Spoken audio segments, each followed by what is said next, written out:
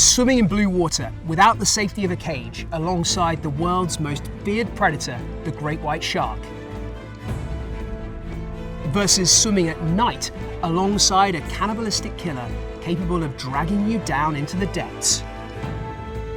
But which one of these moments is going to win the battle of the icons of the deep?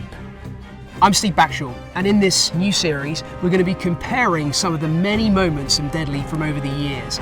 Some of the scariest, the deepest, the darkest, the highest, the lowest, the most frightening, and of course, the funniest.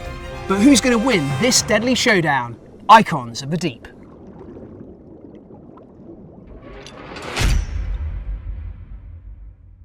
So first up in our Showdown of the Icons of the Deep, contender number 1.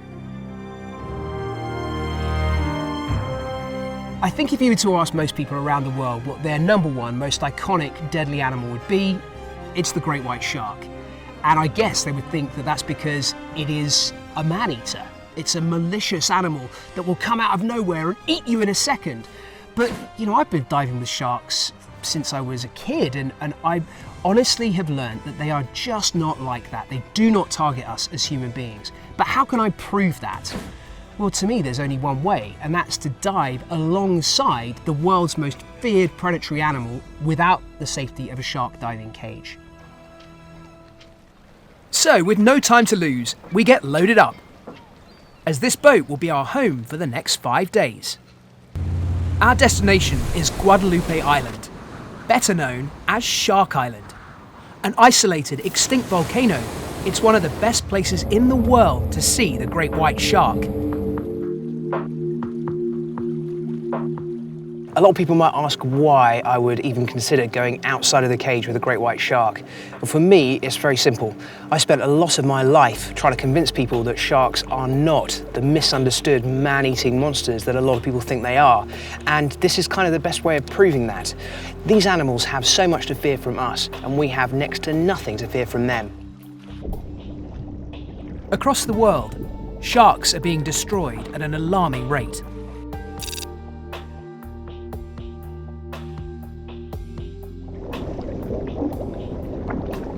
From habitat loss, to overfishing, to the demand for shark fin soup, sharks are being decimated. By swimming with the greatest shark of them all, the great white, hopefully people can see that sharks are not the monsters they seem to be.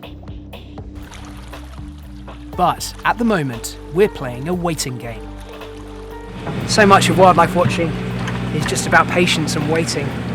And this is no different, really. You're just staring off into the inky blue, hoping to see that distinctive silhouette of a shark popping up to the surface. But at the moment, it's just not happening, and we're running out of time.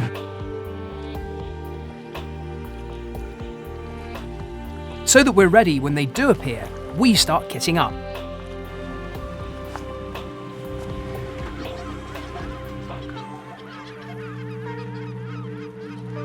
I can't wait any longer. The shark is there. Are we ready? It's time to swim out into his world.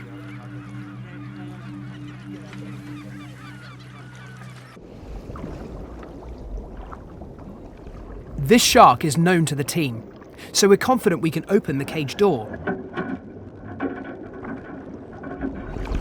But before I head out into the deep blue, we need to be absolutely sure this shark is on its best behaviour. It's an eerie sight, seeing a great white swim past you like this, with the door of the cage open.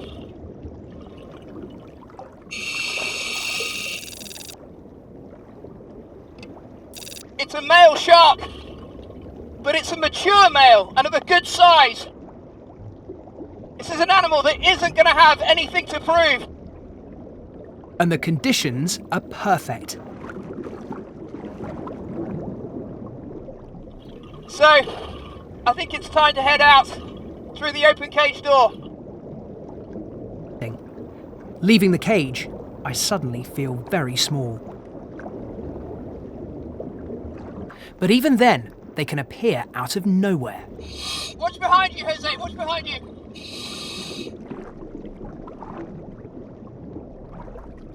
Sharks aren't the mindless killers people believe them to be, but they're still predators. Even an exploratory bite from a great white, where they mean no harm, could be fatal. Coming back towards us, Johnny. Straight at us.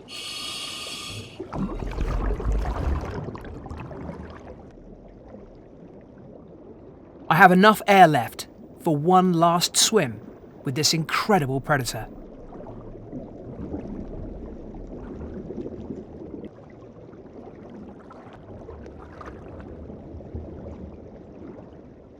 This is quite simply wonderful.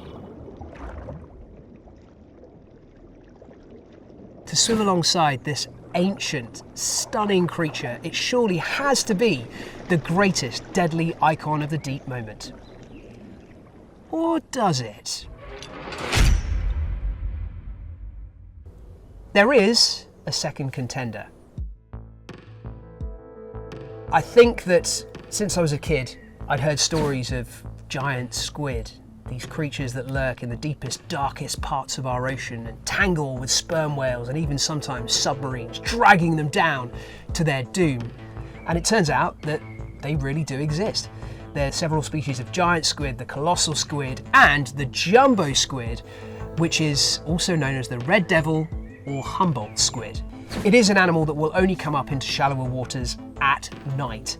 So you go out in these little fishing boats as the sun's starting to set, knowing that one of the creepiest, most ferocious animals on the planet is lurking several hundred meters below the surface, and that pretty soon you're going to be swimming with one.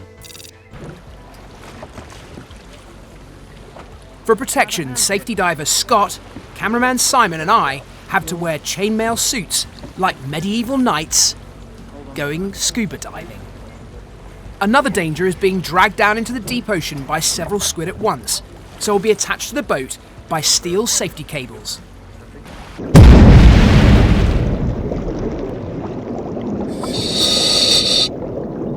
at that!